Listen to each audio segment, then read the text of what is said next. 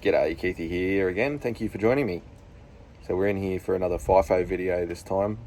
I've had quite a lot of interest in the previous FIFO videos. You can see them if you go and look through the playlists on my channel there. I've got a playlist for fly in, fly out stuff, for the mining stuff. So there's some cool stuff in there. Definitely worth checking out a few of them. If you're new here also, don't forget to subscribe and chuck your comments, or you can catch me over there. So on Facebook, we've got Chilling with Keithy, and that's where you'll see a lot of updates in between these videos. You'll also be able to message me through there. I know you can message on the Instagram, Keithy_wager, but I'm still getting my hands on it. I've only just realised you can message on Instagram. So to those of you who have messaged me, and it's taken me a bit to get back to you, I do apologise, but yeah, now I realise that I can use the message function there. So I'll keep my eye on that one. But those two there, the social media links, you can talk to me through there, and that's how I get all these messages. So when I do make these videos, I can communicate to every one of you with the common questions and things that I get that might interest you guys. And the flies are still bad. Oh my god! All right, so this video here, we're going to talk about actually applying for the job, for the mining job that you're absolutely so keen to go for.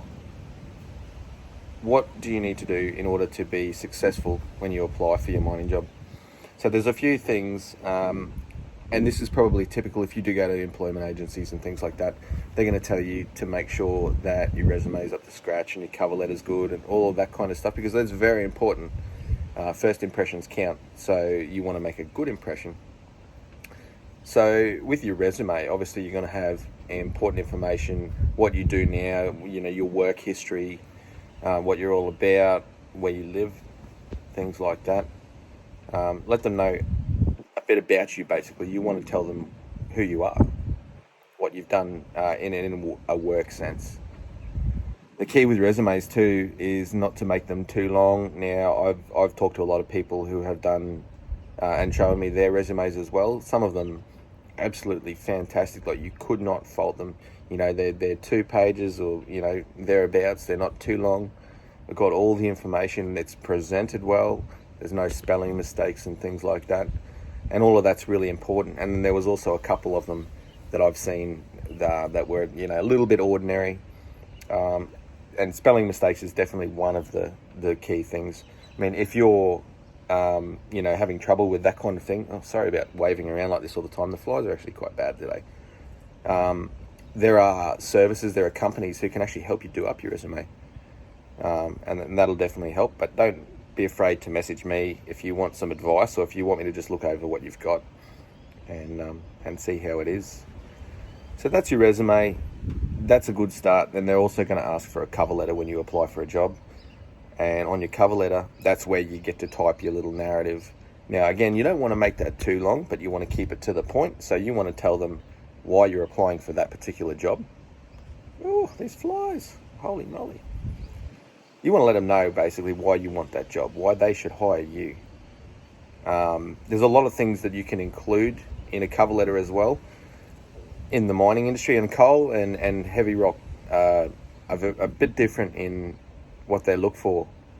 The systems that they use, the safety systems and things like that as well, are a little bit different. But that's something that you definitely need to include in there as well, the safety record. So if you've not had incidents or injuries or anything like that at your current workplace, that's definitely something that you want to highlight in your cover letter. And you probably even put that in your resume. You want to let them know, hey, I'm a safe person, I'm a safe bet, so if you hire me, I've got a good track record of being safe when I work, because I look out for hazards and, I actively try and make the place safer for everybody, not just for yourself. So there's some good things to think about there. Work history. So there are 2 ways to look at work history. Some of the people that I've talked to have sort of done the whole bounce between jobs thing.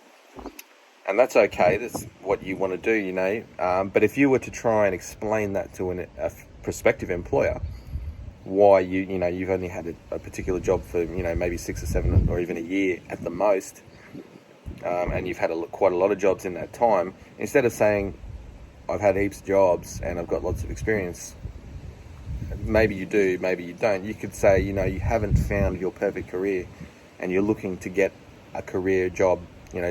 Give them the confidence that you're going to be an employee that they can train up, because it costs money to train people, and then you're not just going to leave straight away. And it doesn't matter whether you do or don't, that's entirely up to you, but it's something to consider there.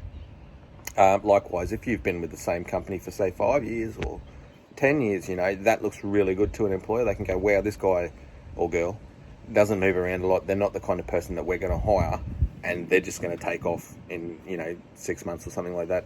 So they're going to feel confident trying to employ you. So they're two things. They're a very good start, because first impressions count. You want them to see you, you want them to acknowledge you, and you want them to get back to you in a positive light. Another thing to consider too is your experience. Now, a lot of people that I've talked to haven't worked in the mining industry at all. Some have worked in quarries. Some have worked maybe in a few other places, like done some forklift work or warehousing or things like that.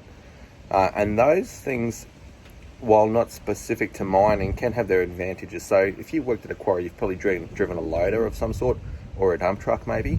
You may have operated conveyor belts. You might be used to safety systems, like if you've done work with conveyor belts, they've got pull wires on them, things like that. So you need to make sure that you make them aware of that.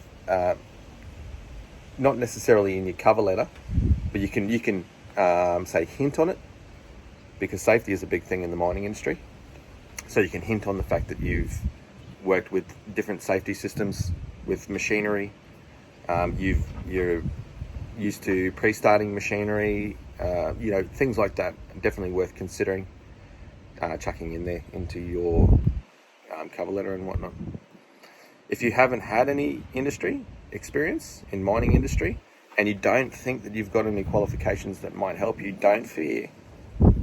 What you need to do is you need to jump on the websites, which one of them would be Seek. Definitely worth checking out Seek, because that's where most of them do put their jobs.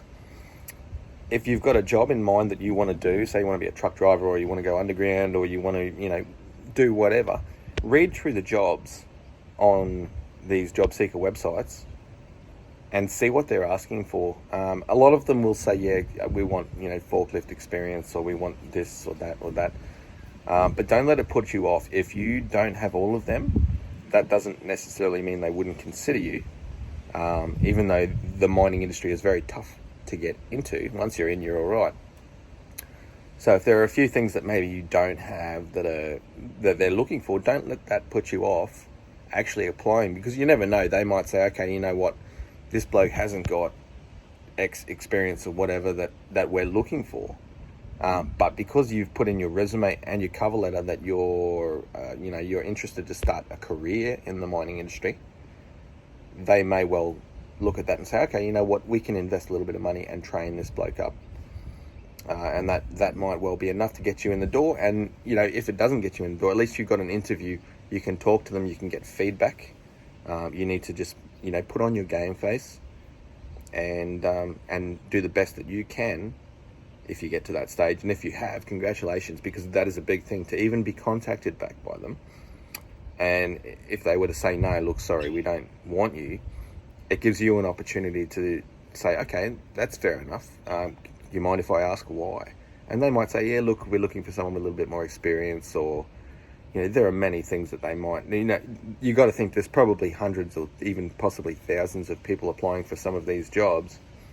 So it's quite competitive. But don't let that put you down if you are applying for jobs and getting knocked back, because it is very hard to get into. I've talked to so many people, and it can get to a point where you feel like you're losing heart.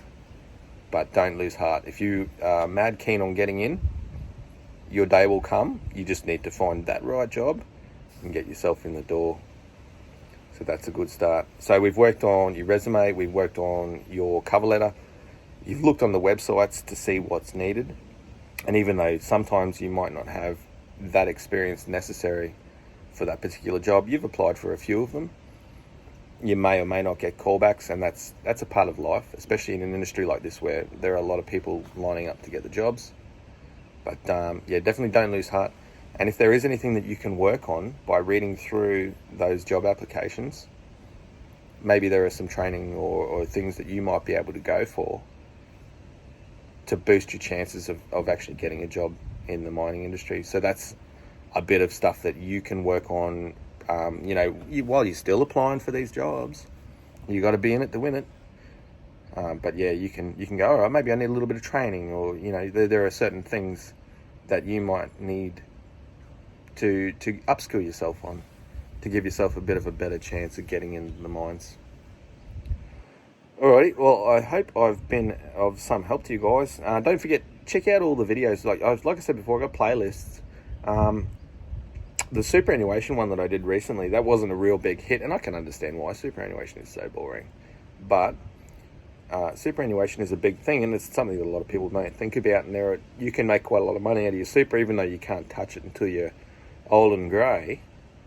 Superannuation is definitely a way of setting yourself up better for the future as well. So don't forget to check that video out. That's up there. And also, I've got a few other videos. I've got the Mythbuster ones. I've got the questions from you guys. Don't forget to check them out. And also, if you haven't seen the original getting a job in the mining video, that's up there as well. You can have a look at that, and that might give you some tips as well to try and land yourself that perfect job. Don't be afraid to message me. Use the Chilling with Keithy for that one. It's easy because I just seem to happen to, I guess I'm used to doing that one. But don't be afraid to message. I do get heaps of messages, and I'll get back to everyone. So, if it takes a bit of time, maybe I'm asleep, or maybe I'm out camping or something like that as well, don't be afraid. I will get back to you. I promise that. But otherwise, guys, take it easy. I hope you've enjoyed the video. I hope it helps a few people out. And stick around. Don't forget to subscribe. Do all the cool stuff that happens down there. The magic, the algorithm stuff. And I will see you next time.